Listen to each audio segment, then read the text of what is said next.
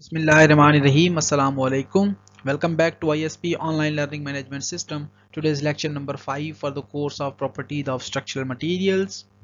This course is generally for MSc Civil Engineering. I myself, Engineer Dr. Mohammad Aslam, Assistant Professor, Department of Civil Engineering, Institute of Southern Punjab, Multan. Today is lecture number 5 and week number 5. So these are your reference text books. इन books के अलावा अगर आपके पास properties of structural materials, concrete technology, cement compositions या cement composite materials या additional binding materials, ऐसा कोई भी बुक अवेलेबल है तो उसको भी आप यूज़ कर सकते हैं।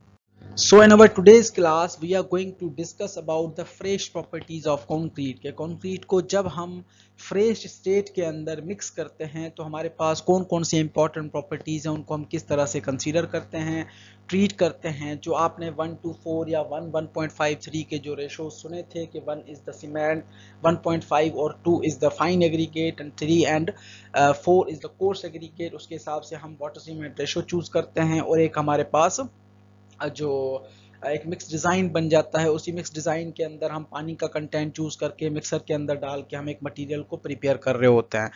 तो यहाँ पे जैसे ही मटेरियल या कंक्रीट हमारा प्रिपेयर होता है तो सबसे पहले इंपॉर्टेंट चीज़ जो है वो हम उसकी फ्रेश प्रॉपर्टीज़ को आइडेंटिफाई करते हैं कि कंक्रीट की फ्रेश कौन कौन सी प्रॉपर्टीज़ हैं, उन्हीं को आज हमने डिस्कस करना है इस लेक्चर के अंदर।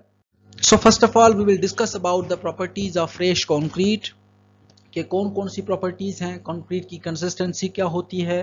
Consistency basically is the uniformity of concrete. उसके लिए हम स्लम को टेस्ट या स्लम टेस्ट जो है वो स्लम कॉन टेस्ट हम किस तरह से परफॉर्म करते हैं, उसका डिज़ाइन प्रोसीजर्स क्या होते हैं। उसके बाद कंसिस्टेंसी के लिए हम फ्लो टेस्ट भी आइडेंटिफाई या फाइंड आउट करते हैं कि फ्लो टेस्ट से भी हम कंक्रीट की कंसिस्टेंसी को चेक करते हैं। ये भी हमने इसका डिज़ाइन प्रोसीजर वगैरह भी डिटेल में डिस्कस करना है। उसके बाद हम बॉल पेनिट्रेशन टेस्ट और कंक्रीट की वर्केबिलिटी के लिए दूसरे टेस्ट कौन कौन से हैं, कंपैक्शन फैक्टर टेस्ट है, उनको हमने फाइंड आउट करना है या उनको डिटेल में डिस्कस करना है। उसके बाद कंक्रीट वर्केबिलिटी होती क्या है ये भी हमने स्टडी करनी है। डिफेक्ट्स ऑफ कंक्रीट क्या क्या हैं कि कंक्रीट के अंदर सेग्रीगेशन, ब्लीडिंग और हनी कॉम्बिंग वगैरह किस तरह से अपीयर होते हैं या क्या उनके डिफेक्ट्स या ड्रॉबैक्स होते हैं जो लॉन्ग टर्म के अंदर आपकी परफॉर्मेंस या कंक्रीट की परफॉर्मेंस को ओवरऑल अफेक्ट कर रहे होते हैं। उसके बाद डेंसिटी ऑफ कंक्रीट है। Then we will discuss about the effect of time and temperature on the workability of concrete के वर्केबिलिटी, मिक्सचर की वर्केबिलिटी टाइम एंड टेम्परेचर के हिसाब से किस तरह से अफेक्ट होती है। ये तमाम चीज़ें बहुत ही ज़्यादा इंपॉर्टेंट हैं। एज अ इंजीनियर आपको इन तमाम चीज़ों की बेसिक और डिटेल नॉलेज होना बहुत ज़रूरी है ताकि रियल इंडस्ट्री के अंदर जो डेली लाइफ प्रॉब्लम्स हमारे इंजीनियर या हमारी कंस्ट्रक्शन इंडस्ट्री फेस करती है उनके लिए आप कोई ना कोई अपनी तरफ से सजेशंस या प्रॉब्लम को सॉल्व करने में हेल्प करें। So coming back to the topic, we have properties of fresh concrete कि कंक्रीट बेसिकली कोई भी कंक्रीट जब आपसे कहा जाए कि हाउ कैन वी डिफरेंशिएट या how can we define a good quality concrete, तो गुड क्वालिटी कंक्रीट के लिए हमारे पास सबसे पहले और इम्पॉर्टेंट चीज़ आ जाती है that concrete must have a good strength and durability. यानी कंक्रीट की स्ट्रेंथ अच्छी होनी चाहिए और कंक्रीट की लाइफ अच्छी होनी चाहिए, ड्यूरेबल होना चाहिए कंक्रीट, ताकि उसकी जो ओवरऑल परफॉर्मेंस है वो सेवरल ईयर्स तक वो अपनी परफॉर्मेंस को मेंटेन रख सके। So the potential strength and durability of a concrete of a given mixed proportion is very dependent on the degree of compaction। कि जब कंक्रीट आप बनाते हो फ्रेश स्टेट के अंदर तो उसको हम कॉम्पैक्ट करते हैं ताकि उसके अंदर जो एयर बबल्स हैं, वॉइड्स हैं, वो रिमूव हो जाएं, कंक्रीट एक स्ट्रॉन्ग मास, कॉम्पैक्टेड मास बन जाए। तो जिस तरह से जितनी उसकी डिग्री ऑफ कॉम्पैक्शन अच्छी होती है उतनी उसकी स्ट्रेंथ एंड ड्यूरेबिलिटी अच्छी होती है। It is vital therefore that the consistency of the mix, अब consistency basically is the uniformity, uniformity के तमाम मटेरियल जैसे आपने पानी ऐड कर दिया, तमाम मटेरियल जो है वो एक जैसा होना चाहिए। ऐसे ना हो कि कहीं पे पत्थर आपके कोर्स एग्रीगेट सेपरेट खड़े हैं, फाइन एग्रीगेट सेपरेट है, सीमेंट एक मिक्स में एक एज के ऊपर बहुत ज़्यादा नज़र आ रहा है, दूसरे एज के ऊपर सीमेंट का कंटेंट कम है, पानी एक एज के ऊपर बहुत ज़्यादा है यानी कि वर्केबल मिक्सचर बन चुका है, दूसरे एज पे मटेरियल जो है वो ड्राई पड़ा है। तो consistency basically is the uniformity के तमाम मटेरियल यूनिफॉर्मली मिक्स हो और इस तरह से मिक्स हो ताकि जब आप कंक्रीट को ट्रांसपोर्ट करें, ट्रांसपोर्टेशन इज अ पॉइंट या is a process in which we prepare the concrete and we shift it from preparing place to the जो उसकी लोकेशन है जहाँ पे आपने फिल करना है, तो उसको आप इजीली ट्रांसपोर्ट कर सकें, इजीली प्लेस कर सकें, लगा सकें, इजीली उसके सरफेस को फिनिश कर सकें sufficiently early enough to attain the expected strength and durability। यानी कंक्रीट जो है वो प्रॉपर मिक्सचर बना हुआ होना चाहिए ताकि इजीली आप उसको ट्रांसपोर्ट करें, प्लेस करें, फिनिश करें और उसको लगा सकें और उसकी स्ट्रेंथ वगैरह जो है वो बरकरार रह सके और ड्यूरेबिलिटी भी बरकरार रह सके। So the significance, first 48 hours are very important for the performance of concrete। कि कंक्रीट जितना पहले 48 घंटों में सेंसिटिव होता है, उसी तरह से कंक्रीट की जो ओवरऑल परफॉर्मेंस है वो उन 48 घंटों के ऊपर डिपेंडेंट होती है। जैसे मैंने लास्ट लेक्चर के अंदर आपको एक्सप्लेन किया था कि concrete is basically in a fresh state, concrete is like a small baby. जो एक छोटा बच्चा होता है, अगर उस बच्चे के लिए जो आप एहतियातें बरतते हो, उसको आपने गर्मी के अंदर नहीं जाने देना, अगर वो बाहर घूम रहा है तो उसको चप्पल पहनानी है, जूते पहनाने हैं ताकि उसका जो पाँव ना जल जाए धूप में, कहीं घर में कोई इलेक्ट्रिसिटी वायर्स हैं खुली हुई हैं तो आप एहतियात करते हैं, ओवन चल रहा है, गैस सिलेंडर हैं, सारी चीज़ें। तो जो गंदा पानी ना पी ले, जो नमकीनात वाला पानी है वो ना पी ले, गंदा कोई फूड वगैरह खा ना ले कोई चीज़ उठा के। तो ये सारी चीज़ें जो आप अपने लिए या अपने एक घर के बच्चे के लिए जो प्रिकॉशनरी मेजर्स आप कंसीडर करते हो, वही प्रिकॉशनरी मेजर्स फर्स्ट 48 आवर्स में आपने कंक्रीट के लिए भी कंसीडर करना है।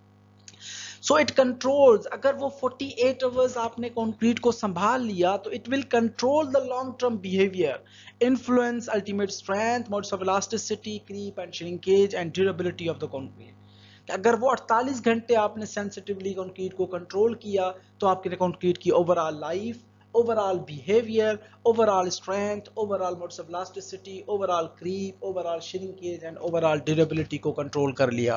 तो concrete के fresh state के अंदर it is very sensitive and we have to be very careful to maintain its strength and durability। So fresh properties के अंदर सबसे पहले हम स्टडी करते हैं elasticity and strength of concrete को, कि modes of elasticity और strength क्या इंपॉर्टेंस रखते हैं कंक्रीट की लाइफ में या कंक्रीट के एक प्रोडक्ट के अंदर। तो elastic properties basically are the measurement of a concrete to resist against the deformation. कि जैसे हम इलास्टिक, एक रबर को हम इलास्टिक मटेरियल ट्रीट करते हैं क्योंकि रबर के ऊपर जैसे आप लोड अप्लाई करते हो एक डिफॉर्मेशन आती है और डिफॉर्मेशन के बाद जैसे लोड हम रिमूव करते हैं तो कंक्रीट या रबर जो है वापस अपनी ओरिजिनल फॉर्म के अंदर आ जाता है। तो इलास्टिक प्रॉपर्टी कंक्रीट के अंदर एक इंपॉर्टेंट वैल्यू रखती है कि जैसे ही स्ट्रेसेस अप्लाई होती हैं तो स्ट्रेसेस डायरेक्टली प्रोपोर्शनल हो जाती हैं स्ट्रेन के, कि स्ट्रेसेस अप्लाई हुई, डिफॉर्मेशन आई और जैसे स्ट्रेसेस रिमूव हुई, डिफॉर्मेशन वापस अपनी ओरिजिनल पोजीशन में आ जाता है। So the strength usually refers to a maximum stress that a given kind of sample can carry. कि स्ट्रेंथ बेसिकली जो है वो मैक्सिमम स्ट्रेसेस, कि कितनी अल्टीमेट कैपेसिटी वो मेंबर जो है वो हैंडल कर सकता है, उसको हम रिप्रेजेंट कराते हैं एज अ स्ट्रेंथ से। So understanding these properties and how they are measured is essential for anyone wishing to use these materials। कि कोई भी बंदा कंक्रीट को ट्रीट करना चाहता है, कंक्रीट को हैंडल करना चाहता है, तो उसको अंडरस्टैंड करना पड़ेगा मोड्स ऑफ इलास्टिसिटी को और स्ट्रेंथ को। कि स्ट्रेंथ एक मैक्सिमम अलोएबल वैल्यू या मैक्सिमम एक स्ट्रेस है, वो मटेरियल कितना हैंडल कर सकता है। तो किसी भी मटेरियल के लिए ये दोनों प्रॉपर्टीज बहुत ही ज़्यादा इंपॉर्टेंस रखती हैं। So in terms of concrete we have several properties। के फ्रेश प्रॉपर्टीज कौन कौन सी हैं? अगर हम कंसिस्टेंसी की बात करते हैं तो हम स्लम्प का टेस्ट परफॉर्म करते हैं कंक्रीट की कंसिस्टेंसी को मेजर करने के लिए। फ्लो का टेस्ट भी हम ऑब्टेन करते हैं, पेनिट्रेशन टेस्ट भी हम परफॉर्म करते हैं कंक्रीट की फ्रेश प्रॉपर्टी के लिए। उसके बाद है वर्केबिलिटी। वर्केबिलिटी के लिए हम कंपैक्शन फैक्टर टेस्ट भी यूज करते हैं और वेबे कंसिस्टेंट या वेबे टाइम रेजिस्टेंट टेस्ट भी परफॉर्म करते हैं।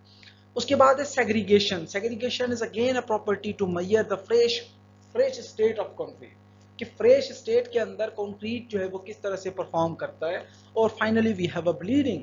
कि ब्लीडिंग जो है एक वाटर है, या वाटर जब ऐड हो जाता है कंक्रीट को हम कंपैक्शन करते हैं तो कंपैक्शन से जो पानी है वो बेसिकली बबल्स के फॉर्म में टॉप सरफेस के ऊपर आ जाता है। ये इसकी एग्जांपल आप इस तरह से ले लें कि कोई भी किले है, उस किले को अपने पानी के साथ मिक्स करके उसको अगर आप अपने हाथ से उसको प्रेस करते हो टॉप सरफेस के ऊपर फ्रो यानी कंटिन्यूअस मोशन के अंदर, तो उसका टॉप सरफेस के ऊपर पानी की एक शाइनी लेयर अपीयर हो जाती है जिसको हम ब्लीडिंग कंसीडर करते हैं। तो ये प्रॉपर्टीज बेसिकली क्या एक इंपॉर्टेंस वैल्यू रखती हैं, इनको हमने आज वाले लेक्चर के अंदर हमने वन बाय वन इन तमाम चीजों को डिस्कस करना है। So now we have a concrete consistency. So concrete consistency basically is the fluidity of a concrete, कि concrete कितना flow करता है, uniform material हो और fluidity उसके अंदर बरकरार रहे एक uniformity के साथ। So consistency or fluidity of a concrete is an important component of workability and refers in a way to the wetness of the concrete, कि concrete overall कितना गीला है और फ्लूइड यानी कि पानी की तरह वो किस तरह से बहता है। अब इसके अंदर कंसिस्टेंसी जो है वो डिफरेंट बुक्स और डिफरेंट रिसर्चर्स अपने स्टाइल से उसको एक्सप्लेन करते हैं कि आपका जो मटेरियल है वो इस तरह से ना हो कि आधा मटेरियल जो आपने प्रॉपर मिक्स बनाया पूरा, आधा मटेरियल ड्राई पड़ा है, आधा मटेरियल जो है वो पानी की तरह फ्लो कर रहा है, तो this will not be considered as a consistency. तो consistency basically is a uniformity with a proper fluidity of a concrete. उसके बाद ये एक वर्कबिलिटी को चेक करने का एक पैरामीटर है जिसके अंदर हम कंक्रीट की ओवरऑल वेटनेस को चेक करते हैं कि कितना गीला है और कितना सूखा हुआ है। However, it must not be assumed that the wetter the mix, the more workable it is. ये जरूरी नहीं है कि जितना आपने कंक्रीट के अंदर पानी ऐड कर दिया और कंक्रीट जो है वो सारा गीला है लेकिन जो है वो वर्कबल कंक्रीट कहलाएगा, नहीं। So if a mix is too wet, segregation may occur with the resulting honeycombing, excessive bleeding and sand streaking on the form surfaces. कि अगर आपने पानी का अमाउंट बहुत ज़्यादा ऐड कर दिया कंक्रीट के अंदर या कंक्रीट के अंदर बहुत ज़्यादा लिक्विड सब्सटेंसेस हैं, तो जब आप उसको अप्लाई करते हो किसी भी फॉर्मवर्क के अंदर फिल कर देते हैं, हम कंक्रीट को प्लेस कर देते हैं, उस वक्त हमारे सरफेस के ऊपर जो है वो सेग्रीगेशन भी अपीयर हो सकती है, हनी कॉम्बिंग भी अपीयर हो सकती है, एक्सेसिव ब्लीडिंग भी हो सकती है और सैंड पार्टिकल जो है वो सेपरेट भी हो सकते हैं। तो यहाँ पे आप पिक्चर के अंदर भी देख सकते हैं कि जब हमने इसको फॉर्मवर्क के अंदर फिल किया तो यहाँ पे आपको बड़े एग्रीगेट्स नजर आ रहे हैं, यानी कि कंक्रीट का जो यहाँ पे फाइन एग्रीगेट्स थे वो सीमेंट पेस्ट के साथ फ्लो कर गए हैं। तो ये आपका बेसिकली हनी कॉम्बिंग कहलाता है जिसके अंदर पार्टिकल जो है वो सेपरेट हो गए हैं। तो ज्यादा जरूरी नहीं है कि बहुत ज्यादा पानी ऐड करना इज द सोल्यूशन, नहीं। पानी जो है वो डेंजरस है स्ट्रेंथ के हवाले से। ऑलवेज एक चीज हमेशा याद रखें कि water is directly proportional, concrete के अंदर जितना आप पानी का ज्यादा ऐड करोगे यानी कि water is directly proportional to workability, यानी कि पानी आप जितना ऐड करोगे कंक्रीट उतना वर्केबल बनेगा। But water is inversely proportional to strength, कि अगर आप पानी ज्यादा ऐड करोगे तो कंक्रीट की जो स्ट्रेंथ है वो रिड्यूस होगी। ये वाटर की बात हो रही है, वर्केबिलिटी विद वाटर। तो ये दोनों चीजें जो है वो कांस्टेंट हैं और दोनों चीजें जो है वो एक इंपॉर्टेंट रोल प्ले कर रहे होते हैं कंक्रीट की लाइफ के अंदर। अब पहले केस के अंदर हमने डिस्कस किया कि अगर हम बहुत ज्यादा पानी ऐड कर देते हैं तो कंक्रीट के अंदर अगेन सेग्रीगेशन भी होती है, अगेन जो चांसेस हैं हनी कॉम्बिंग के, ब्लीडिंग के, वो चांसेस ज्यादा डेवलप होते हैं। लेकिन अगर एक दूसरी पहलू इसका यह है कि अगर हम मटेरियल को ड्राई छोड़ देते हैं, अच्छे तरीके से मिक्स भी नहीं करते, तो वो हमारे लिए बहुत ज़्यादा डिफिकल्ट हो जाता है उसको लगाना, कॉम्पैक्ट करना, और वहाँ पे भी सेग्रीगेशन के चांसेस बहुत ज़्यादा होते हैं। तो अगर सम केसेस के अंदर आप जो है वो मटेरियल या पार्टिकल्स जो है वो कोहेसिवनेस या उसके दरमियान जो अट्रैक्शन एबिलिटी होती है वो भी मटेरियल जो है वो लूज कर जाते हैं। तो यहाँ पे आप पिक्चर्स देख सकते हैं कि डिफरेंट जो है वो वाइड सरफेसेस के ऊपर आपको नजर आ रहा है जब हमारे पास ड्राई मिक्सेस यानी कि बहुत ज़्यादा पानी का जो अमाउंट है वो हमने ऐड नहीं किया था, वर्केबल कंक्रीट नहीं था, तो उस केस के अंदर भी सेग्रीगेशन और जो है हमारे पास जो है हनी कॉम्बिंग वगैरह के चांसेस अपीयर हो सकते हैं। So to measure the consistency, we have three different ways to determine the consistency of a fresh concrete. कि तीन different ways हैं जिससे आप concrete की consistency को check करते हो। Number one is the slump test, and second is the flow test, and third is the ball penetration test. ये तीनों टेस्ट जो है वो हम लेबोरेटरीज के अंदर परफॉर्म भी करते हैं ताकि कंक्रीट की जो ओवरऑल कंसिस्टेंसी एंड वर्केबिलिटी को चेक किया जाए। Consistency is somehow connected with the workability, कि अगर मिक्स अच्छा है, कंसिस्टेंट मिक्स है, तो वर्केबिलिटी भी अच्छी रिजेंबल करवा सकता है, शो करवा सकता है। तो slump test, flow test and the ball penetration test, these are the three ways to measure the consistency of the concrete. So now we have a slump test. What is slump test basically? A slump test is a method used to determine the consistency of a concrete. The consistency or the stiffness indicates how much water has been used in the mix. कि total पानी का substituent या as a constituent material water आपने कितना add किया है concrete के अंदर एक मिक्स बनाने के लिए, और ओवरऑल मटेरियल जो है वो वेट मटेरियल है, स्टिफर मटेरियल है, ड्राई मटेरियल है। तो जो ओवरऑल स्टिफनेस है या कंसिस्टेंसी है मटेरियल की वो रिजेंबल कराता है स्लम टेस्ट में। The stiffness of the concrete mix should be matched to the requirements for the finished product, कि ओवरऑल जो क्वालिटी है मटेरियल की उन स्टैंडर्ड्स को, क्वालिटी स्टैंडर्ड्स को मैच करना जरूरी है हमारे लिए। Slump is the measurements of concrete's workability और फ्लूइडिटी, कि कंसिस्टेंसी के बाद स्लम्प जो है वो वर्केबिलिटी और फ्लूइडिटी को मेजर करता है। It's an indirect measurement of concrete consistency और स्टिफनेस, कि ये एक इनडायरेक्ट मेजरमेंट है कंक्रीट की कंसिस्टेंसी को और स्टिफनेस को मेजर करने के लिए, कि कंक्रीट ओवरऑल यूनिफॉर्म मटेरियल है या नहीं, स्टिफर मटेरियल है या वेटी मटेरियल है, पानी बहुत ज्यादा है या वेट एक सब्सटेंस है। जिस तरह से हम कहते हैं ना पानी की तरफ फ्लो करना, तो एक पानी की तरफ फ्लो कर रहा है या ड्राई है लेकिन पूरा गीला है, तो दोनों चीजों में फर्क है। जब आप ये लैब के अंदर परफॉर्म करोगे एक्सपेरिमेंट वगैरह तो वहां पे सारी चीजें जो है वो क्लियर हो जाएंगी। So what is the principle behind slump test? Slump test result is a measure of the behaviour of compacted inverted cone, जिसके अंदर हम एक इन्वर्टेड कोन रखते हैं, उसको कॉम्पैक्ट करते हैं 3 लेयर्स के अंदर, और under the action of gravity जब हम कोन को उठाते हैं तो कंक्रीट अपने आप ग्रेविटी अपने लोड की वजह से एक वेटनेस को शो कराता है, एक फ्लूइडिटी को शो कराता है, जो कि उस फ्लूइडिटी के अंदर या उस अपने एक्शन या अपने वेट की वजह से जो फ्लो कर रहा है कंक्रीट, उससे हम एक अंदाजा लगाते हैं कि कंक्रीट जो है वो कितना वेट है या कितना ड्राई है।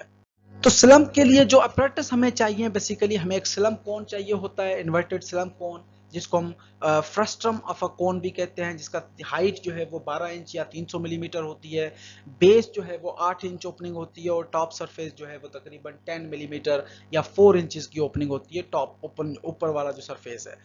तो यहाँ पे स्केल, हमें एक स्केल चाहिए मेजरमेंट के लिए, टेम्पिंग रॉड चाहिए जिससे हम जो है वो कंपैक्शन करते हैं। टेम्पिंग रॉड की डायमीटर जो है वो 60 सेंटीमीटर उसकी लेंथ होती है या हाइट होती है, और 15 मिलीमीटर की एक रॉड होती है जिससे हम टेम्पिंग या जो है वो उसको कंपैक्शन वगैरह प्रोवाइड करते हैं। तो इसका प्रोसीजर डिटेल के अंदर हम डिस्कस करते हैं। सबसे पहले स्लम टेस्ट को परफॉर्म करने के लिए हम एक बेस बनाते हैं, स्मूथ सरफेस बनाते हैं।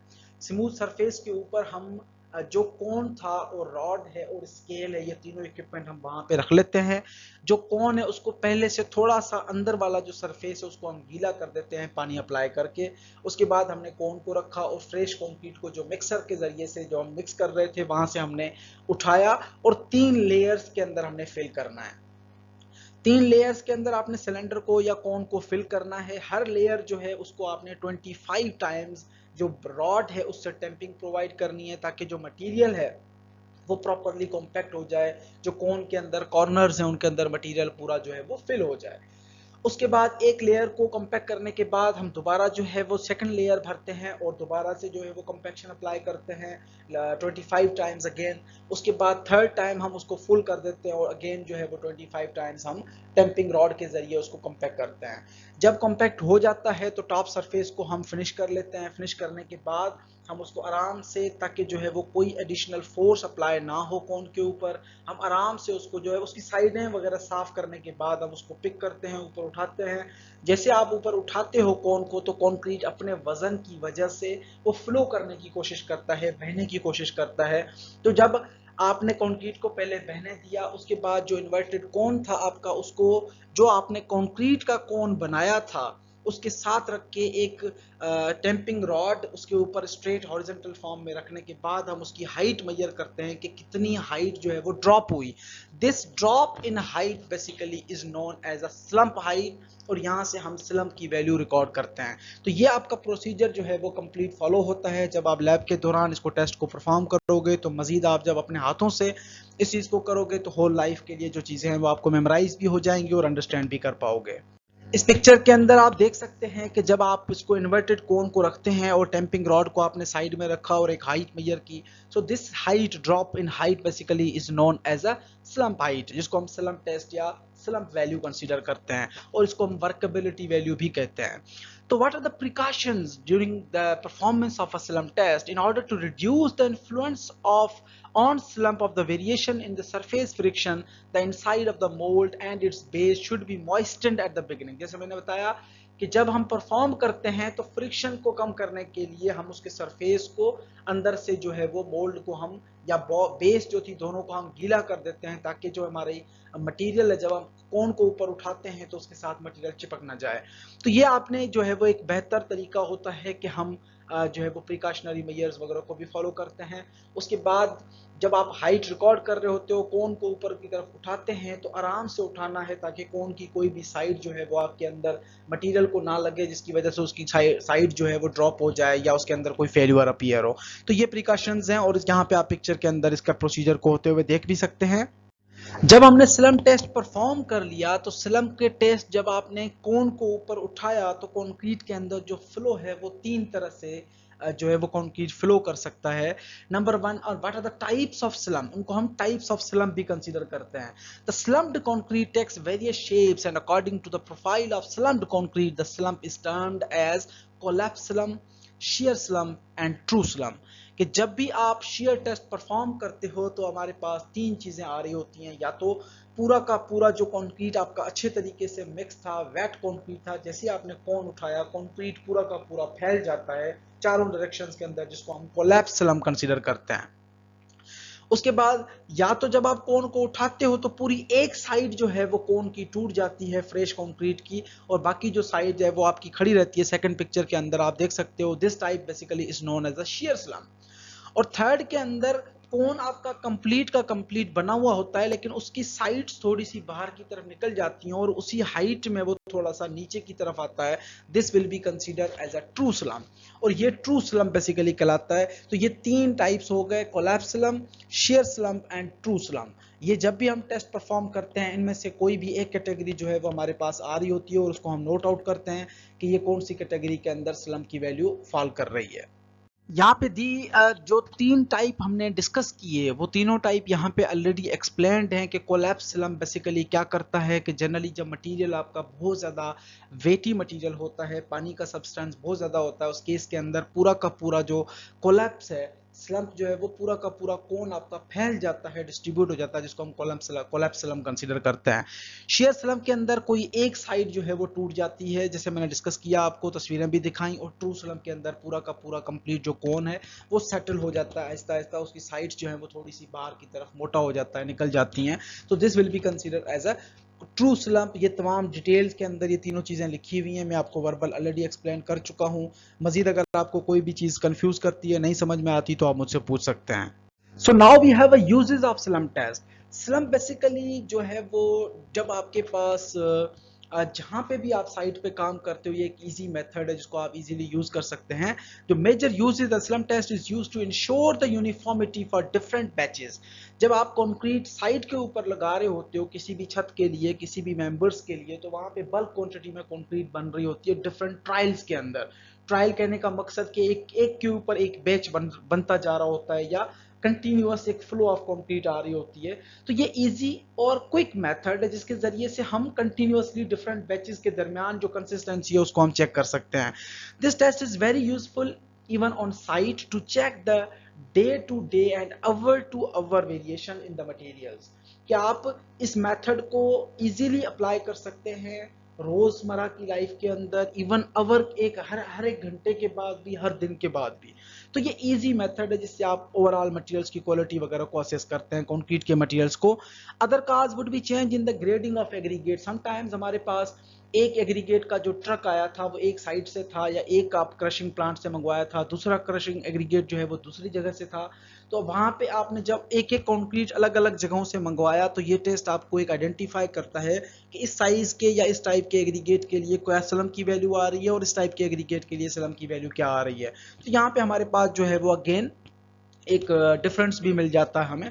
सो टू हाई और too low slump value, slum gives immediate warning and enables the mixer operator to remedy the situation। कि sometimes उसी वक्त हमें पता चल जाता है कि स्लम की वैल्यू जो है वो बहुत कम आ रही है या बहुत ज़्यादा आ रही है, तो हम वहीं पे फ़ौरन जो है वो कोई ना कोई अल्टरनेट ऑप्शन या अल्टरनेट रेमेडियल मेजर कोई अप्लाई करके हम इम्प्रूव भी कर सकते हैं कंक्रीट की ओवरऑल क्वालिटी को।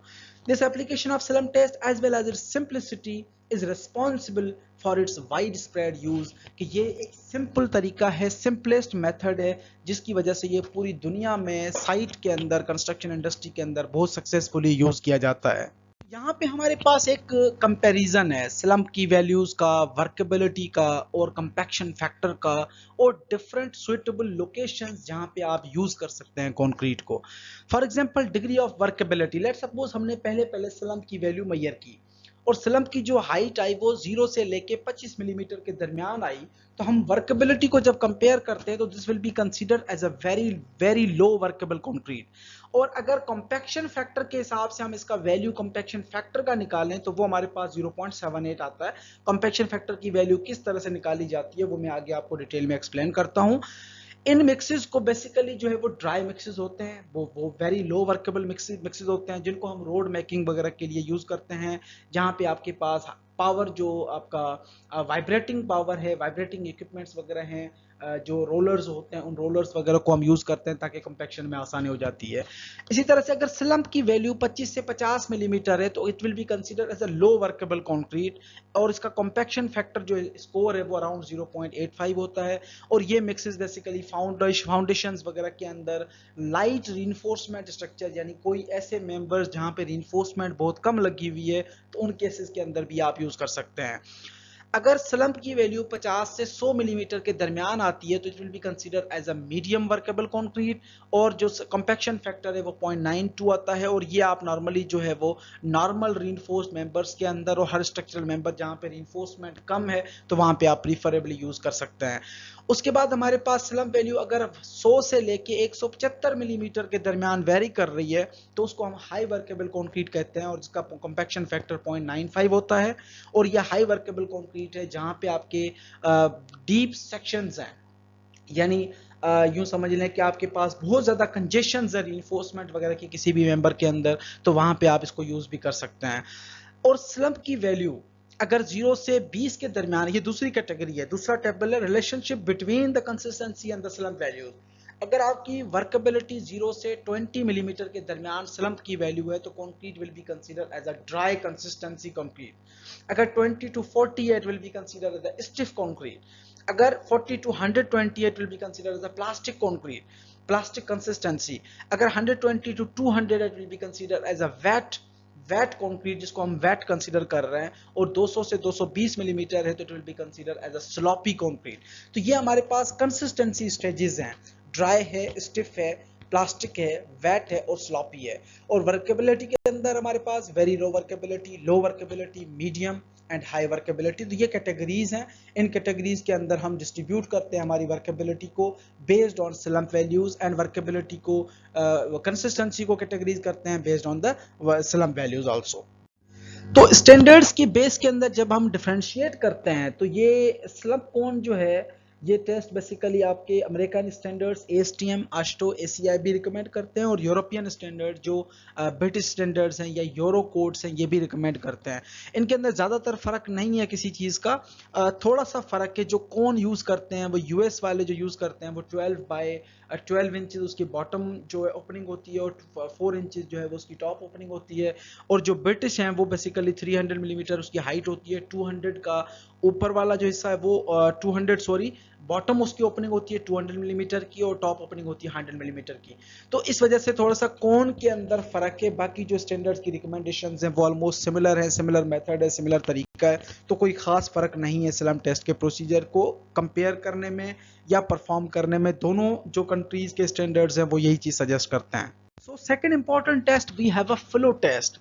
अब फ्लो टेस्ट के अंदर बेसिकली क्या होता है, a flow test या flow table test is a method to determine the consistency of a concrete।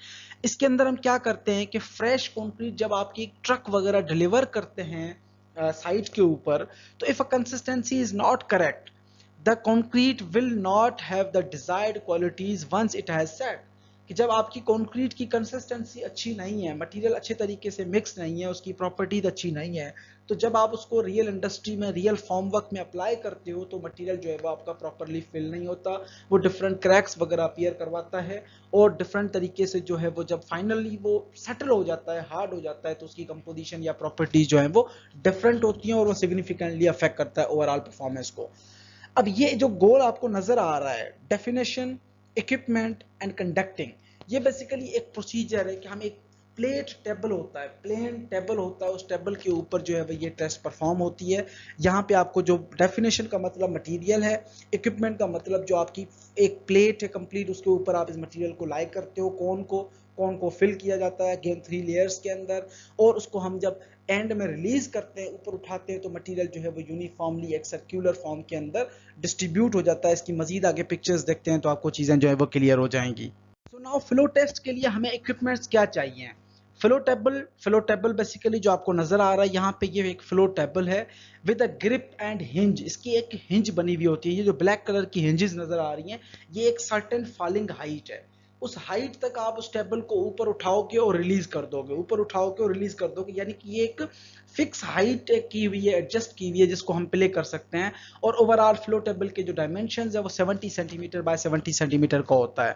उसके बाद हमें अब्राहम्स कोन चाहिए। जो इसके ऊपर कोन नजर आ रहा है, ये अब्राहम्स कोन कहलाता है, जो कि फ्लो टेस्ट के लिए यूज होता है, जिसका बॉटम जो है वो 30 सेंटीमीटर इसकी हाइट होती है, 17 सेंटीमीटर इसका टॉप डाया होता है, और 25 सेंटीमीटर इसके बेस का डाया होता है। उसके बाद हमें water bucket and broom for wetting the table, एक जैसे हमने पानी अप्लाई किया था स्लम कोन के अंदर, एग्जैक्टली इसी तरह से आपको वाटर बकेट चाहिए। पानी कोई वगैरह किसी भी इक्विपमेंट में ले लो, किसी भी चीज के अंदर ले लो, वो आपने टेबल को भी वेट करना है और इक्विपमेंट्स वगैरह को भी वेट करना है। उसके बाद हमें टेम्पिंग रॉड चाहिए जो कि 60 सेंटीमीटर की हो, 15 मिलीमीटर उसका डाया हो, और स्केल ऑफ द मेजरमेंट चाहिए। तो ये हमें तमाम इक्विपमेंट्स वगैरह चाहिए होते हैं जब हम फ्लो टेस्ट वगैरह को परफॉर्म करते हैं। किस तरह से परफॉर्म करते हैं उसको हम आगे डिस्कस करते हैं। सबसे पहले हम क्या करते हैं कि जो टेबल आपको नजर आ रही है, फ्लो टेबल, जिसके ऊपर आपको ये लाल बंदे के हाथ नजर आ रहे हैं, तो इस टेबल के ऊपर हम उसको वेट करते हैं और कोन को वेट कर देते हैं। कोन को और टेबल को वेट करने के बाद कोन को हमने रखा और कंक्रीट को स्लम कोन की तरह ही 3 लेयर्स के अंदर फिल करना है। ईच लेयर को हमने जो है 25 टाइम्स स्टैंपिंग रॉड के जरिए उसको कॉम्पैक्ट करना है। सम स्टैंडर्ड्स कहते हैं कि 3 लेयर्स के अंदर फिल करना है, सम कहते हैं कि 2 लेयर्स के अंदर भी, इस मेथड के अंदर 2 लेयर्स भी आप फिल कर सकते हो। तो हम यहाँ पे 2 लेयर्स के अंदर फिल करते हैं, लेट्स सपोज। तो यहाँ पे फिल करने के बाद हम इसको रिलीज करते हैं। जैसे ही हमने कोन को ऊपर उठा लिया, कोन को उठाने के बाद जो सेकंड पिक्चर है जहाँ पे ये एरो जा रहा है, नजर आ रहा है, तो मटेरियल पूरा जो है आपका ऊपर की तरफ डिस्ट्रीब्यूट हो जाता है। अब डिस्ट्रीब्यूट या तो खुद ब खुद होता है, या हम क्या करते हैं 25 टाइम्स टेबल को जो है ऊपर उठाते हैं, जो हिंजेस लगे हुए थे ऊपर उठा के उसको रिलीज करते हैं, ऊपर उठा के रिलीज करते हैं, ऊपर उठा के रिलीज करते हैं। और जैसे ही टेबल आपका सेवरल सेंटीमीटर्स हमने ऊपर उठा के उसको रिलीज किया, तो पूरा जो कंक्रीट का मटेरियल था, वो कौन था, वो डिस्ट्रीब्यूट हो जाता है एक सर्कुलर फॉर्म के अंदर। जैसे ही सर्कुलर फॉर्म के अंदर डिस्ट्रीब्यूट हुआ, आप 6 डिफरेंट लोकेशन से आपको क्रॉसेस नजर आ रही हैं, यानी कि हमने 3 डिफरेंट डायरेक्शन से रीडिंग लेनी है। अगर आप 6 डायरेक्शन यानी एजेस आपको 6 नजर आ रहे हैं, तो 3 डिफरेंट डायरेक्शंस के अंदर आपने इसका डायामीटर रिकॉर्ड करना है। और डायामीटर जैसे ही रिकॉर्ड हुआ, हम उसका एक एवरेज डायामीटर ले लेते हैं। तीनों वैल्यूज को सम करके डिवाइड बाय 3 हमारे पास एवरेज डायामीटर आ जाता है। एवरेज डायामीटर आने के बाद हम फ्लो टेस्ट का फार्मूला यूज करते हैं, जो कि है डायामीटर ऑफ फ्लो। जो एवरेज वैल्यू आपको डायामीटर की मिली, उसको सेंटीमीटर में कन्वर्ट करते हैं। सेंटीमीटर में कन्वर्ट करने के बाद average diameter in centimetre minus 25 divided by 25 multiply by 100, हमने ओवरऑल जो है वो परसेंटेज ले ली। अब अगर ये वैल्यू परसेंटेज की आपकी 0 to 20% आती है, तो कंसिस्टेंसी के अंदर हम इसको ड्राई कंसीडर करेंगे। अगर 20 to 60% आती है तो it will be considered as a stiff, 60 to 100% आती है तो it will be considered as a plastic, 100 to 120 it will be considered as a wet mix, और 120 to 150% it will be considered as a sloppy. तो ये हमारा जो method है basically, ये ओवरऑल फ्लो टेस्ट मेथड कहलाता है, जिसके जरिए से हम ओवरऑल कंसिस्टेंसी को चेक करते हैं। अब अगर आपको यहाँ पे फ्लो टेस्ट के वैल्यूज को कन्वर्ट करना है स्लम वैल्यूज के अंदर, तो कंसिस्टेंसी के अंदर आप देख सकते हो, यहाँ पे आपको वैल्यू फॉर एग्जांपल हमें मिला 60 to 100% के दरमियान, और कंसिस्टेंसी में हमारे पास आकी प्लास्टिक स्टेट। तो यहाँ पे जो स्लम का वैल्यू हमने यही टेबल बनाया था, वहां पे आप देखोगे कि प्लास्टिक की जो वैल्यू है उसके ऊपर जो स्लम की वैल्यूज गिवन है, तो वहां से आपने प्लास्टिक की जो रेंज है वो 60 to 100 मिलीमीटर थी, तो वो आपके पास 100 मिलीमीटर तक की वर्केबल या स्लम वैल्यू आ जाएगी। तो एक मेथड को हम दूसरे मेथड के अंदर भी कन्वर्ट कर सकते हैं। So now we have a ball penetration test और केली बॉल टेस्ट। ये एक साइंटिस्ट थे केली, जिन्होंने ये बॉल बनाई थी बेसिकली। तो इस बॉल की जो नाम की वजह से, इसके जो साइंटिस्ट के नाम की वजह से ना, इसका नाम जो है वो केली बॉल पड़ गया और इसको बॉल पेनिट्रेशन टेस्ट भी कहा जाता है। अब हम इसका डिटेल प्रोसीजर वगैरह डिटेल में एक्सप्लेन करते हैं या डिस्कस करते हैं।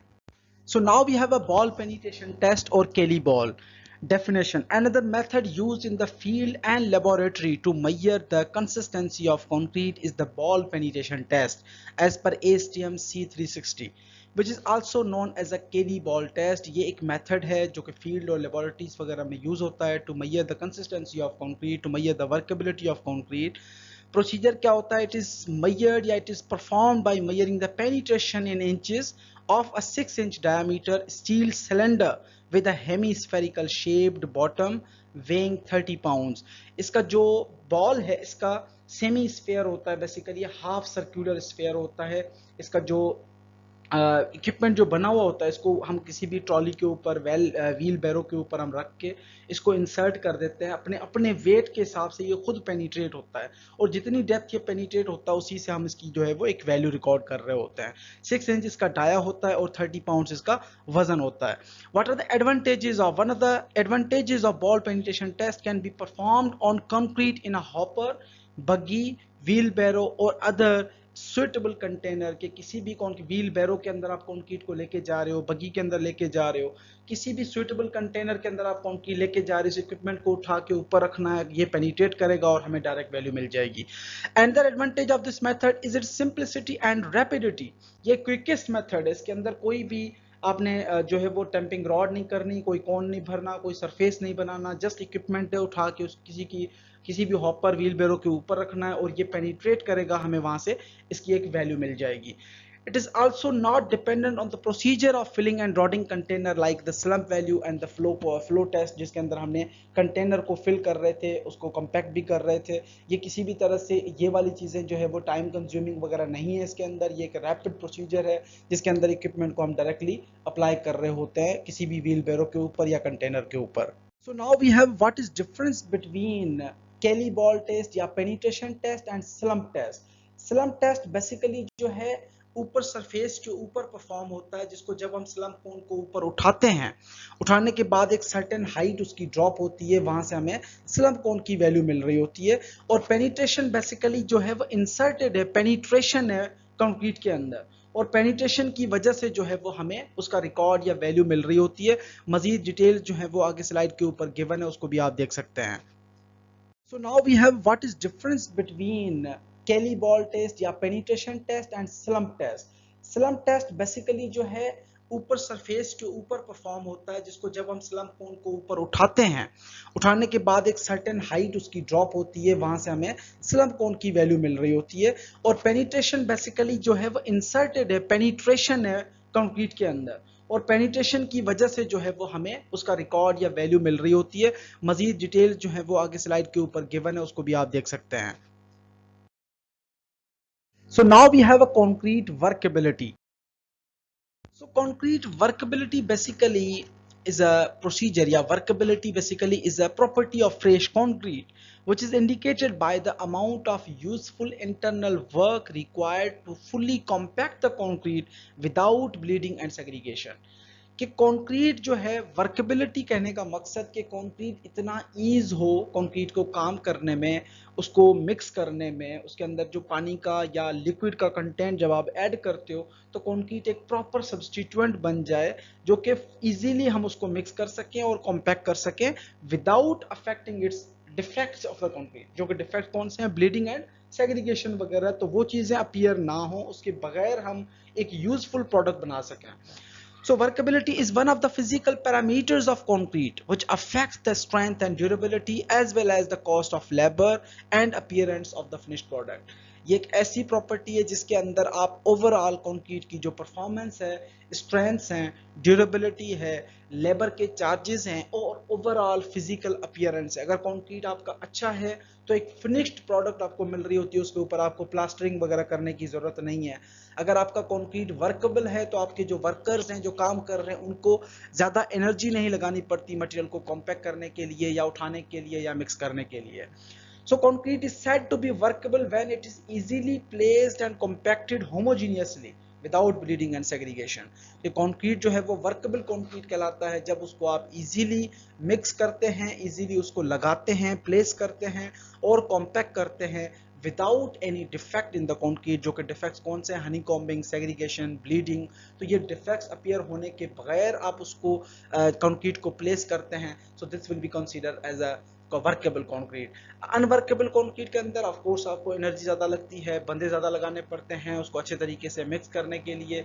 स्टिफर कंक्रीट होता है तो उसके अंदर जो है वो हमें ज़्यादा एनर्जी और बंदे जो है वो लगाए जाते हैं, जिसके अंदर पोर्स और सेग्रीगेशन के भी चांसेस बहुत ज़्यादा होते हैं। तो now we have factors. What are the factors which affecting the workability? कि कौन से फैक्टर्स हैं जो वर्केबिलिटी को अफेक्ट करते हैं, कम या ज़्यादा कर सकते हैं? वाटर कंटेंट, अगर पानी का कंटेंट आप ज़्यादा ऐड करते हो कंक्रीट के अंदर तो वर्केबिलिटी आपकी इंक्रीज हो जाएगी। Amount of cement and its properties, कि सीमेंट का जो कंटेंट है अगर आप बढ़ा देते हो कंक्रीट के अंदर तो वर्केबिलिटी जो है वो बढ़ जाती है। उसकी समहाउ प्रॉपर्टीज भी वर्केबिलिटी को अफेक्ट करती है। कौन से टाइप है सीमेंट का, उसकी इनिशियल सेटिंग टाइम क्या है, फाइनल सेटिंग टाइम क्या है। जो आपने मटीरियल कंस्ट्रक्शन मटीरियल के अंदर बेस्ड ऑन सीमेंट के ऊपर जो टेस्टिंग वगैरह परफॉर्म की थी वो आपकी फिजिकल प्रॉपर्टीज वगैरह भी अफेक्ट कर रही होती हैं ओवरऑल वर्केबिलिटी को। उसके बाद एग्रीगेट की ग्रेडिंग है, डिस्ट्रीब्यूशन है, सीव एनालिसिस है एग्रीगेट की, साइजिंग एग्रीगेट्स की, वो भी आपकी वर्केबिलिटी को अफेक्ट कर रहे होते हैं। नेचर ऑफ एग्रीगेट, एग्रीगेट का शेप कौन सा है, सरफेस टेक्सचर कौन सी है, पोरोसिटी है। पोरस एग्रीगेट समटाइम जो है वो पेस्ट को, आपकी जो पेस्ट होती है सीमेंट की उसको एब्जॉर्ब कर लेते हैं, उसके सराउंडिंग में पेस्ट लग जाती है जिसकी वजह से वर्केबिलिटी भी रिड्यूस हो जाती है। तो अगर स्मूथ सरफेस है तो वर्केबिलिटी जो है वो इंक्रीज हो जाएगी। Temperature of the concrete mix, अगर टेम्परेचर ज्यादा है तो वर्केबिलिटी जो है वो समहाउ रिड्यूस भी हो सकती है, इंक्रीज भी हो सकती है। Humidity in the environment, mode of compaction, method of placement of concrete and method of transmission of concrete. These are the factors that affecting the workability, that affecting the quality of concrete. इनको हम मजीद जो है वो detail में आगे one by one भी discuss करेंगे। ये कंक्रीट की बहुत ही इंपॉर्टेंट प्रॉपर्टीज हैं, ये कंटिन्यूसली चलता रहेगा आपके मिड पोर्शन तक जो है वो कंप्लीट थ्योरी है जिसके अंदर बहुत सारी चीज़ें जो है वो हम डिस्कस करते हुए जाएंगे, तो सारी चीज़ें आपको जो है मजीद क्लियर होती जाएंगी। So now how to improve the workability of concrete, आप किस तरह से वर्केबिलिटी को इंक्रीज कर सकते हैं या इम्प्रूव कर सकते हैं। पिछले जो फैक्टर्स थे वो इंक्रीज भी कर रहे थे और रिड्यूस भी कर रहे थे। कुछ फैक्टर जो हैं वो ऐड करने से या कुछ फैक्टर जो है वो वर्केबिलिटी को इम्प्रूव कर रहे थे, कुछ फैक्टर वर्केबिलिटी को कम कर रहे थे। यानी हमने वो फैक्टर्स डिस्कस किए जो वर्केबिलिटी को अफेक्ट कर सकते हैं। यहाँ पे हम वो फैक्टर्स डिस्कस कर रहे हैं जो वर्केबिलिटी को इम्प्रूव करते हैं। Increase water to cement ratio, पानी को बढ़ा दो, वाटर टू सीमेंट रेशो को बढ़ा दो। इंक्रीज साइज ऑफ एग्रीगेट्स, आपकी वर्केबिलिटी बढ़ जाएगी। Well graded and smooth aggregate आपकी वर्केबिलिटी को बढ़ा देते हैं। मिक्सिंग टाइम बढ़ा दो, वर्केबिलिटी इंक्रीज हो जाएगी। Increasing the mixing temperature, mixing के टाइम पे टेम्परेचर इन द कंक्रीट आप बढ़ा दो, आपकी वर्केबिलिटी बढ़ जाएगी। Use of non porous and saturated aggregate, आपकी वर्केबिलिटी बढ़ जाएगी। सैचुरेटेड कहने का मतलब एसएसडी कंडीशन में एग्रीगेट, यानी saturated surface dried condition aggregate, जिसके अंदर पानी एग्रीगेट का जो मॉइस्चर कंटेंट है या वाटर एब्जॉर्प्शन ऑफ एग्रीगेट है वो आपने ऑलरेडी वाटर एब्जॉर्प्शन आपने एग्रीगेट को पानी पिला रखा है, वो वेट एग्रीगेट है जिसकी वजह से जो है वर्केबिलिटी इंक्रीज हो जाती है। With the addition of air entraining admixtures, admixture जो एयर बबल्स इंट्रोड्यूस करवाते हैं कंक्रीट के अंदर, उनकी वजह से भी वर्केबिलिटी जो है वो इंप्रूव हो जाती है। So now we have a compaction factor test. अब कंपैक्शन फैक्टर टेस्ट के अंदर एपैरेटस कौन से यूज होते हैं, उसका प्रोसीजर क्या है और इंट्रोडक्शन क्या है कंपैक्शन फैक्टर टेस्ट का, इसको तमाम चीजों को हम डिटेल में डिस्कस करते हैं आगे। Compaction factor test basically was developed in UK by a Glanville, one of the researcher, one of the civil engineer in 1947. He invented this method of compaction factor test and it is measure the degree of compaction. ये basically compaction concrete की directly measure करता है bye compaction factor, जिसकी वजह से compaction factor test इसको कहते हैं। इसके अंदर डिफरेंट जो है जो असेंबली बनाई गई है, जो कंपैक्शन फैक्टर की जो एपैरेटस की असेंबली है वो एक सर्टेन हाइट से कंक्रीट को ड्रॉप करता है, जिसकी वजह से जब कंक्रीट एक सर्टेन हाइट से ड्रॉप होता है और दूसरे हॉपर के अंदर आता है तो कंक्रीट की एक फॉलिंग हाइट की वजह से उसके अंदर एक कंपैक्शन डेवलप होती है, जिसकी वजह से हम एक कंपैक्शन फैक्टर की वैल्यू निकालते हैं, जो कि अगर कंपैक्शन फैक्टर की वैल्यू नॉर्मल वेट कंक्रीट की लाइक कर रही होती है 0.8 से लेके 0.92 के दरमियान। ये फैक्टर हम किस तरह से आइडेंटिफाई करते हैं, क्या हमारा पर्पस होता है कॉम्पैक्शन फैक्टर को, एक सर्टन फ्री फॉल हाइट से कंक्रीट को गिराते हैं इक्विपमेंट के अंदर ही, और उससे हमें एक फैक्टर मेजर होता है, वो किस तरह से हम मेजर करते हैं उसको हम डिस्कस करते हैं आगे। तो ये आपका कॉम्पैक्शन फैक्टर इक्विपमेंट है। बेसिकली आप देख सकते हैं कि एक हॉपर या एक जो ट्रॉवल है वो ऊपर सरफेस के ऊपर है, एक आपका जो है वो बीच में है, और एक नीचे आपका एक सिलेंडर नजर आ रहा है जिसका बॉटम जो है वो ऑलरेडी बॉटम साइड जो है वो क्लोज होती है। तो इसके अंदर इक्विपमेंट में आपको क्या क्या चाहिए, ट्रॉवल्स चाहिए, हैंड स्कूप्स चाहिए, हैंड स्कूप बेसिकली, और ये जो हॉपर्स हैं, इन हॉपर्स के नीचे जो इनकी ओपनिंग होती है वो फिक्स ओपनिंग होती है, यानी कि आप उसको क्लोज भी कर सकते हैं और एक सर्टेन झटके के साथ आप उसको ओपन भी कर सकते हैं। तो रॉड ऑफ स्टील और अदर सुइटेबल मटेरियल जिसका 1.6 सेंटीमीटर डाया हो और 61 सेंटीमीटर हाइट, जो कि आप कंपैक्शन पर्पस के लिए यूज करते हो। उसके बाद आपको एक बैलेंस चाहिए जिसके जरिए से आपने वेट भी रिकॉर्ड करना है। तो ये तमाम जो इक्विपमेंट है इसके अंदर हम क्या करते हैं, सबसे पहले हम ऊपर वाले होपर को कंक्रीट को फिल करते हैं और नीचे इसका जो ढक्कन नजर आ रहा है, इस ढक्कन हमारा क्लोज होता है। जब ये हॉपर फिल हो जाता है तो उसके बाद हम इस ढक्कन को सर्टेन हाइट से एकदम से ओपन कर देते हैं। नीचे वाले जो हॉपर है सेकंड वाला, ये क्लोज होता है इसका ढक्कन, और सारी कंक्रीट एक सर्टेन हाइट से गिर के ये हॉपर फुल हो जाता है। और इसी तरह से हम दूसरा जब ओपन करते हैं तो ये सारा कंक्रीट आपका इस कंप्लीट सिलेंडर के अंदर गिर जाता है, जिसके बाद हम सिलेंडर का उठा के एक वेट मेजर करते हैं। आगे प्रोसीजर को डिटेल में डिस्कस भी करते हैं। कंपैक्शन फैक्टर टेस्ट का डिटेल्ड प्रोसीजर गिवन है। सबसे पहले हम कोशिश करते हैं, या हमारी पूरी कोशिश होती है कि इक्विपमेंट जो है वो क्लीन हो, साफ हो। उसके बाद तमाम हॉपर्स को और सिलेंडर को हम पानी के साथ वेट कर देते हैं। पानी के साथ वेट करने के बाद हम कंक्रीट को जो है वो टॉप आपका जो वेट बैलेंस होता है, उस बैलेंस के ऊपर आप क्या करते हो कि कंप्लीट जो बॉटम सिलेंडर है नीचे वाला एम्प्टी, उसका एक वेट कर लेते हैं, खाली का अपना वजन हो जाता है। उसके बाद हम असेंबली के अंदर फिट कर देते हैं। दोनों हॉपर्स जो ऊपर वाले हैं उन दोनों का नीचे की तरफ से जो ओपनिंग है उसको हम नट टाइट करके क्लोज कर देते हैं, दोनों ओपनिंग्स को। सिलेंडर को फिक्स किया, ऊपर वाला जो हॉपर है सबसे ऊपर वाला, उसको हम हाई उसके अंदर कंक्रीट को फिल करते हैं 3 लेयर्स के अंदर with compaction 25 times each layer. तो तमाम चीज़ें करने के बाद जब पूरा कंप्लीट जो हॉपर फिल हो जाता है तो सर्टेन झटके के साथ, एक जर्क के साथ आप उसको ओपन कर देते हो पहले हॉपर को। सारा कंक्रीट उस हाइट से ड्रॉप हो जाता है दूसरे हॉपर के अंदर। इसी तरह से दूसरे हॉपर का नीचे से आप ढक्कन ओपन करते हो तो कंक्रीट आपका ड्रॉप हो जाता है नीचे वाले सिलेंडर के अंदर, और कंक्रीट जैसे ही नीचे वाले सिलेंडर के अंदर आ जाता है हम उसका एक वेट रिकॉर्ड करते हैं। और वेट जब एम्प्टी वेट था उस एम्प्टी वेट को हम माइनस करके एक रेशो डेवलप करते हैं, वो रेशो और फार्मूलाज वगैरह हम आगे डिस्कस करते हैं। जब ये हमारे पास हाइट से ड्रॉप हुआ कंक्रीट, तो यहाँ पे हम इस सिलेंडर का अपना एक वेट कर लेते हैं और उसी सिलेंडर को फिर खाली करके हम दोबारा कंप्लीटली फिल करते हैं 3 लेयर्स के अंदर, और फुली कॉम्पैक्टेड करके जो है वो उसका अपना वजन लिया जाता है। अब आपके पास एक फुली कॉम्पैक्टेड लोड था और एक सर्टेन हाइट से जो कंक्रीट गिरा था उसका अपना वजन था। तो वेट ऑफ पार्शियली कॉम्पैक्टेड, यानी जो मशीन से पहला वाला वजन आया वो हमारा ऊपर वैल्यू रखते हैं, उसको डिवाइड कर देते हैं weight of fully compacted concrete से। तो आपके पास एक रेशो डेवलप हो जाता है, और वो रेशो कॉम्पैक्शन फैक्टर का अगर 0.78 आता है तो आपका स्लंप जो है उस कंक्रीट का माना जाएगा 0 to 25 मिलीमीटर, और वर्कबिलिटी होगी वेरी लो।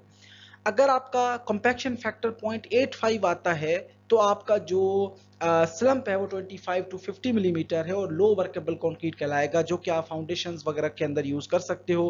पहला जो टाइप है वो रोड वगैरह पेमेंट्स वगैरह में होता है। अगर कंपैक्शन फैक्टर की वैल्यू 0.92 आती है तो उसकी स्लंप वैल्यू मानी जाएगी 25 टू 100 मिलीमीटर, और मीडियम वर्केबल कंक्रीट ये कहलाता है। उसके बाद ये रीइंफोर्स कंक्रीट के अंदर आप यूज भी कर सकते हैं। अगर आपका कंपैक्शन फैक्टर 0.95 आता है तो उस केस के अंदर स्लम वैल्यू मानी जाएगी 100 से 175 मिलीमीटर्स, और आपका जो वर्केबल कंक्रीट है वो हाई वर्केबिलिटी कंक्रीट कहलाएगा, जिसको आप हाई रीइंफोर्समेंट जोन्स के अंदर भी यूज कर सकते हैं। तो ये हमारे पास एक कंप्लीट कंपैक्शन फैक्टर की जो डिटेल्स थी, कंपैक्शन फैक्टर की वैल्यू, सैंबल, और जो हमारे पास फैक्टर है वो किस तरह से कैलकुलेट होता है, उसको हम स्लंप के साथ और वर्केबिलिटी के साथ किस तरह से कंपेयर करते हैं। उसके बाद हमारे पास मेथड है वेबेटाइम मेथड, जिसको वेबे कंसिस्टोनेंट मेथड भी कहा जाता है।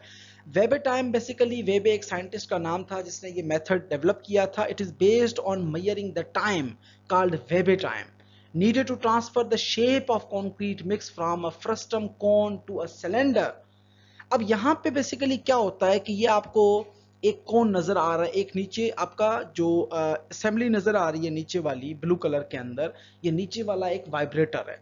और वाइब्रेटर के ऊपर जो है ये एक रेक्टेंगुलर सिलेंडर, और सॉरी सिलेंड्रिकल एक बड़ा सिलेंडर है, सिलेंडर शेप के अंदर। और इस सिलेंडर के अंदर ये जो ब्लैक कलर में कोन नजर आ रहा है, ये सिलेंडर के अंदर रखा जाता है। अब सिलेंडर के अंदर हम क्या कोन रख के कोन को हम फिल करते हैं। कोन को फिल करने के बाद जैसे ही 3 लेयर्स के अंदर कोन फिल हो गया, हम कोन को रिलीज करते हैं।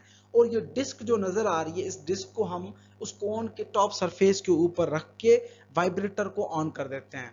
और जैसे ही आपका वाइब्रेटर ऑन होता है, ये कोन जो है उसको डिस्क जो है, ये वाइब्रेटिंग डिस्क इसको नीचे की तरफ प्रेस करता हुआ आएगा। वाइब्रेशन की वजह से कंक्रीट ऑटोमेटिकली नीचे की तरफ फ्लो हो जाएगा। ये कॉम्पैक्ट, ये बेसिकली प्रेस नहीं करता, ये नीचे की तरफ आता जाएगा कंक्रीट के साथ साथ ये डिस्क। अब जब कंक्रीट आपका ये डिस्क सिलेंडर के अंदर कंक्रीट फिल हो जाएगा, तो कंक्रीट की जो सीमेंट की पेस्ट है वो इस डिस्क के ऊपर आ जाएगी। तो जैसे ही डिस्क के ऊपर तक आती है, वाइब्रेटिंग टेबल चलाने के बाद से लेके इस डिस्क के ऊपर तक जो सीमेंट पेस्ट आती है, तब तक जो टाइम रिकॉर्ड होता है, ये टाइम बेसिकली वेबे टाइम कहलाता है। इसका डिटेल में प्रोसीजर आगे वाली स्लाइड के ऊपर एक्सप्लेन्ड है। apparatus के अंदर हमें सिलेंड्रिकल कंटेनर चाहिए जो कि 240 मिलीमीटर उसकी जो है वो डायमीटर है और हाइट 200 मिलीमीटर है। आपको मोल्ड चाहिए, उसके बाद एक ट्रांसपेरेंट डिस्क चाहिए जो कि हॉरिजॉन्टल डिस्क है attach to a rod which slides vertically, जो कि आप पिक्चर के अंदर भी देख सकते हैं। वाइब्रेटिंग टेबल 380 बाय 260 मिलीमीटर का, ये भी हमारे पास है, जिसके ऊपर हम सेट कर देते हैं। उसके बाद हमें रबर शॉकर्स वगैरह चाहिए जो कि वाइब्रेटिंग टेबल के साथ ऑलरेडी अटैच होते हैं। टेम्पिंग रॉड चाहिए और स्टॉप वॉच चाहिए। स्टॉप वॉच से हम जो है वो टाइम को रिकॉर्ड करते हैं। आगे डिटेल में प्रोसीजर को भी देख लेते हैं। जैसे मैंने प्रोसीजर को एक्सप्लेन किया कि जो सिलेंडर था उसके अंदर हम कोन रखते हैं, कोन को 3 लेयर्स के अंदर कंक्रीट फिल की जाती है। फिल करने के बाद हम कोन को निकाल देते हैं। कंक्रीट का जो फ्रेश कंक्रीट का कोन बचा, उसके ऊपर से रॉड या डिस्क वाली जो डिस्क है उसको स्लाइड करके उसके ऊपर रख के हम वाइब्रेटिंग टेबल ऑन करते हैं और साथ में ही स्टॉप वॉच चला देते हैं। अब वो डिस्क कंक्रीट के साथ साथ नीचे होता होता नीचे सिलेंडर के अंदर आ जाएगा और कंक्रीट की पेस्ट जो है वो उस डिस्क के ऊपर आ जाएगी। जब तक कंक्रीट की पूरी डिस्क कवर नहीं होती तब तक हम टाइम चलने देते हैं, और जैसे ही टाइम आपका उस डिस्क को कवर कर लेता है तो that time basically is considered as a Vebe time. और उस वेबे टाइम को भी कॉम्पैक्शन फैक्टर की तरह हम फिर कन्वर्ट करते हैं वर्केबिलिटी एंड जो है वो स्लम्प वैल्यूज के अंदर। So now we have a concrete segregation. Segregation basically is defined as a separation of particles. इसके अंदर कंक्रीट को जब हम लगाते हैं या फ्रेश स्टेट में जब हम मिक्स कर रहे होते हैं, पानी हमने ऐड कर दिया, तो पार्टिकल जो बड़े पत्थर होते हैं, अगर उनको आप सर्टेन हाइट से ड्रॉप करोगे तो बड़े पत्थर नीचे लग के फैलना शुरू हो जाएंगे। तो basically is a segregation is when coarse and fine aggregate and cement paste become separated. बड़े पार्टिकल सेपरेट हो जाए सीमेंट पेस्ट और फाइन एग्रीगेट से, या फाइन एग्रीगेट सेपरेट हो जाए सीमेंट पेस्ट और कोर्स एग्रीगेट से, तो this method basically is known as a segregation. Segregation may happen when the concrete is mixed, transported, placed और compacted. ये चारों प्रोसीजर या चारों प्रोसेसेस के दौरान जो है वो सेग्रीगेशन के चांसेस अपीयर होते हैं। Segregation makes concrete weaker, less durable and will have a poor surface finish. जब आप फॉर्म वर्क ओपन करते हो तो फॉर्म वर्क ओपन होते ही कंक्रीट का जो लुक है वो बड़ा पुअर नजर आता है।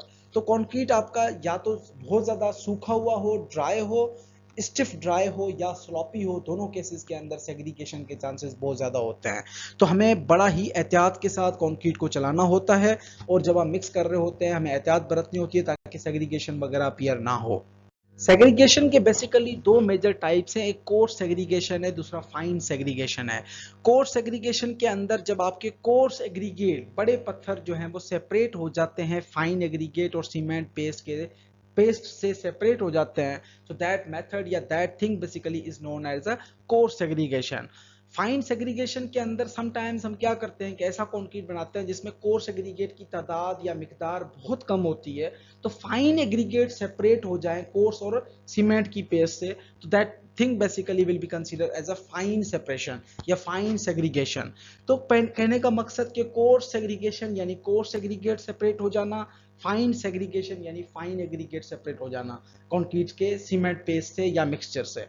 अब समटाइम्स हम सेग्रीगेशन कहते हैं जनरल, ताकि उसके अंदर दोनों चीजें आ जाती हैं, कोर्स सेग्रीगेशन और फाइन सेग्रीगेशन, दोनों चीजें आ जाती हैं कि दोनों चीजें जो है वो सीमेंट पेस्ट से अलग हो जाती हैं, जिसकी वजह से पुअर फिनिश अपीयरेंस नजर आती है, concrete less workable and less durable concrete बनता है, जिसकी वजह से स्ट्रेंथ भी अफेक्ट होती है और रिड्यूस होती है। So now how to avoid segregation, हम सेग्रीगेशन को किस तरह से रोक सकते हैं या सेग्रीगेशन को हम किस तरह से जो है वो अवॉइड कर सकते हैं। Check the concrete is not too wet और नॉट टू ड्राई, कि बहुत ज्यादा सूखा हुआ मटेरियल ना हो और बहुत ज्यादा स्लॉपी या वेट मटेरियल ना हो, पानी की तादाद बहुत ज्यादा ना हो। Make sure the concrete is properly mixed, it is important that concrete is mixed at the correct speed in the transit mixer, कि जो मिक्सर वगैरह आप यूज कर रहे हो वो अप टू द मार्क होने चाहिए, उसके अंदर प्रॉपर जो है वो कैलिब्रेशन हुई हुई इक्विपमेंट के अंदर, इस तरह से ना हो कि वो बिल्कुल ये गोली की तरह स्पीड के साथ आपको मिक्स करके दे रहा है मटेरियल, तो उसके इसके अंदर पार्टिकल्स जो है वो सेपरेट हो जाते हैं। The concrete should be placed as soon as possible, कि अगर आप कंक्रीट को कोई भी तगारी होती है या पान होता है, उसके अंदर आप कंक्रीट को फिल करके 2-4 मिनट के लिए 5 मिनट के लिए उस तगारी को या पान को आप रख दो, तो क्या होता है कि पानी जो है सारा कंक्रीट का निकल के टॉप सरफेस के ऊपर आ जाता है, उसके नीचे सीमेंट आ जाता है, फिर सैंड आ जाती है और पत्थर जो है वो बड़े बड़े नीचे रह जाते हैं। तो जब आप लगा रहे हो तो लगाने और मिक्स करने का जो टाइम है दोनों के दरमियान वो बहुत ही कम होना चाहिए। So when transporting the mix load carefully आपने लोड करना है, ट्रांसपोर्ट करना है मटेरियल्स को। Always pour new concrete into the face of concrete already is placed, क्या आप कंक्रीट को जब लगा रहे हो तो जहां पे कंक्रीट आपका ऑलरेडी लगा हुआ है, यानी एक चीज आप फिक्स फिल करते हुए आ रहे हो, तो कंक्रीट का फेस जहां पे खत्म हो रहा है वहीं पे उसके ऊपर आराम से उतारना है, एक सर्टेन हाइट से। ड्रॉप ऑफ कंक्रीट जो है वो 1 मीटर से कम होना चाहिए, लेस देन 3 फीट है, तो आपने एहतियात से उतारना है। So when compacting with a poker vibrator be sure to use it carefully, अगर आप वाइब्रेटर वगैरह यूज कर रहे हो तो उस केस के अंदर भी आपने केयरफुल रहना है, एहतियात से रहना है। वाइब्रेटर एक ही जगह के ऊपर आपने ज्यादा टाइम तक यूज नहीं करना, क्योंकि वाइब्रेटर जो है वो उसके ब्लीडिंग या पानी जो है वो टॉप सरफेस के ऊपर आ जाता है। यहाँ पे आप देख सकते हो कि एक बंदा ट्रॉली जो है वो कंक्रीट की उतार रहा है, तो उतारने के लिए जो कंडीशन है कि जहाँ पे पहला कंक्रीट लगा हुआ है उसके टॉप सरफेस के ऊपर जाके उतारो, ताकि जो पार्टिकल्स हैं वो सेपरेट ना हो पाए। इसी तरह से आप यहाँ पे भी देख सकते हैं कि ऑलवेज पोर लाइक दिस, कि आपका जो कंक्रीट है वो आपका जो मिक्सर है उससे डायरेक्ट एक सर्टेन हाइट के ऊपर, नीचे वाली पिक्चर देखें, एक हाइट के ऊपर से कंक्रीट को ड्रॉप कर रहा है और वो पानी की तरह से बहता हुआ जा रहा है। तो जैसे ही हाइट से गिरता है बड़े पत्थर जो है वो नीचे टकरा के फैलना शुरू हो जाएंगे, तो आपने नीचे करके उसको आराम से उतारना है ताकि जो फॉलिंग हाइट है वो कम से कम रहे। अदरवाइज जो आपको सैंपल नजर आ रहा है कंक्रीट का, ये वाली अपीयरेंस आपको नजर आएगी इन रियल इंडस्ट्री या रियल लगाने के बाद। उसके बाद and the defect basically is concrete bleeding. अब कंक्रीट ब्लीडिंग के अंदर क्या होता है, this refers to appearance of water along with cement particles on the surface of freshly laid concrete, कि अगर आप कंक्रीट को फ्रेशली प्लेस करते हो तो पानी जो है या सीमेंट का जो पेस्ट है वो पानी के साथ मिक्स होके वो टॉप सरफेस के ऊपर आ जाता है और वो फ्लो करना शुरू कर देता है या बहना शुरू कर देता है। This thing basically is known as a bleeding water, जिसको हम कंक्रीट ब्लीडिंग कहते हैं। This happens when there is excess quantity of water in the mix और ड्यू टू एक्सेसिव कंपैक्शन, या तो आपका पानी का तादाद बहुत ज्यादा है या आप बहुत ज्यादा ओवर कॉम्पैक्शन कर देते हो, जिसकी वजह से कंक्रीट का जो पानी है वो टॉप सरफेस के ऊपर आ जाता है। इस चीज को बेसिकली हम जो है वो ब्लीडिंग कंसीडर करते हैं।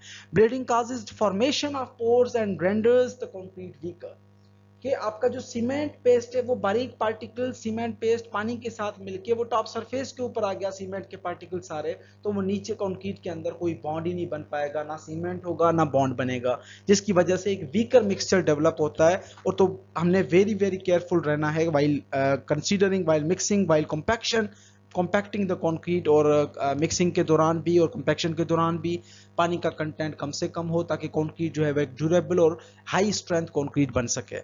तो कंक्रीट ब्लीडिंग का प्रोसेस बेसिकली क्या होता है कि almost all freshly placed concrete bleeds, हर फ्रेशली प्लेस्ड कंक्रीट जो है वो ब्लीड करता है या उसका जो पानी है वो सीमेंट पार्टिकल के साथ टॉप सरफेस के ऊपर आता है। As aggregate and cement particles settle, they force excess mixing water upward. The process continues until settlement stops, either because of solid bridging or because the concrete has set. जैसे हम कहते हैं कि पत्थर है, पत्थर के पार्टिकल्स वगैरह आप किसी भी एक मटका है, उसमें पानी का आधा भरा हुआ, उसके अंदर आप फेंकते जाते हो तो पत्थर आपके नीचे बॉटम के अंदर बैठते जाते हैं और पानी टॉप सरफेस के ऊपर पानी की लेवल जो है वो बढ़ती जाती है। तो कंक्रीट के अंदर भी यही मैकेनिज्म डेवलप होता है। जब डीपर सेक्शंस होते हैं, कंक्रीट डीपर होता है, तो उसके अंदर जो बड़े पार्टिकल्स हैं, स्टोन्स हैं, वो अपने हैवी वेट की वजह से नीचे की तरफ बैठना शुरू करते हैं और वो पेस्ट को और पानी को ऊपर वाले सरफेस के ऊपर धकेलना शुरू करते हैं। तो इसकी वजह से जब पानी ऊपर की तरफ बहता है तो वो सीमेंट पार्टिकल्स को अपने साथ ऊपर के सरफेस के ऊपर ले आता है, जिसको बेसिकली हम ब्लीडिंग कहते हैं। The total amount of bleeding or settlement depending on the mixed properties, primarily water content and amount of fines. Amount of fine aggregate, जिसके अंदर फाइन सीमेंट पार्टिकल्स भी आ गए, फाइन एग्रीगेट भी आ गया, प्राइमरली वाटर कंटेंट भी आ गया। तो courser particle जैसे ही बैठते जाएंगे वो फाइन पार्टिकल्स को पानी के साथ ऊपर की तरफ धकेलते हैं। This process basically is known as a bleeding process. So what are the effects of excessive bleeding in deep section? जब आपके पास एक डीपर कॉन्क्रीट हो, कोई वाइडर सेक्शंस हैं, डीपर सेक्शंस हैं, डैम्स हो गए, मेगा स्ट्रक्चर्स हो गए, तो जब आपके पास एक्सेसिव ब्लीडिंग होती है किसी भी डीप सेक्शन के अंदर तो उसके क्या ड्रॉबैक्स होती हैं? Sometimes bleed water can't entirely evaporate. वो एवापोरेट तो नहीं हो सकता, टॉप सरफेस के ऊपर बहुत ज्यादा पानी और सीमेंट की पेस्ट इकट्ठी हो गई तो वो एवापोरेट को तो चांसेस बहुत कम होते हैं। So because it has been trapped near the top surface by setting, कि कंक्रीट का जो टॉप सरफेस था, सीमेंट की पेस्ट और ऊपर वाले रीजन के अंदर वो पानी और सीमेंट पेस्ट फंस जाते हैं। This raises the water cement ratio, increases the permeability and lowers the strength. कि वहां पे पानी का कंटेंट ऊपर वाली लेयर के अंदर सीमेंट भी बहुत ज्यादा आ गया, पानी भी बहुत ज्यादा आ गया, तो इस वजह से ओवरऑल स्ट्रेंथ भी कम हो जाती है, पानी की वजह से पोर्स भी डेवलप होते हैं और ओवरऑल स्ट्रेंथ जो है वो रिड्यूस हो जाती है, परमिएबिलिटी इंक्रीज हो जाती है। So bleeding problems in flat work, flat work के अंदर प्रॉब्लम्स क्या होता है? नेवर फ्लोट और trowel concrete while there is a bleed water on the surface. कि अगर सरफेस के ऊपर ब्लीड वाटर है, कंक्रीट को हिलाओ नहीं, इधर उधर ना करो, उसको जो है वो ट्रैवल नहीं करना, उसको फ्लोट नहीं करना पानी को। That's why the cardinal rule of finishing, cardinal rule of finishing is applied. Finishing before bleed water has evaporated can cause dusting, cracking, basically crack, scaling and lower wear resistance. Working bleed water into the surface also increases permeability. क्या आपने उसको float नहीं कराना पानी को, अगर पानी को एवापोरेट होने देते हो तो वहां पे टॉप सरफेस के ऊपर सीमेंट के पार्टिकल्स जो आ गए वो अपनी स्ट्रेंथ नहीं बनाते, वो एक रस्ट, एक डस्ट सा एक बन जाता है, पार्टिकल सारा इकट्ठा होके वो आखिर में जो है वो उसकी ऊपर वाली लेयर जो है वो बॉन्ड नहीं बनाती कंक्रीट के साथ और वो स्केल ऑफ होके उसके जो छोटे छोटे पार्टिकल्स के अंदर वो क्रैकिंग होना शुरू हो जाते हैं, वियर रेजिस्टेंस बहुत कम हो जाती है और उसकी वजह से जो है वो परमिएबिलिटी भी इंक्रीज हो जाती है। तो ये चीज कंक्रीट ब्लीडिंग और सेग्रीगेशन डिफेक्ट्स आगे हम कंटिन्यूअसली चलते रहेंगे इन चीजों के अंदर।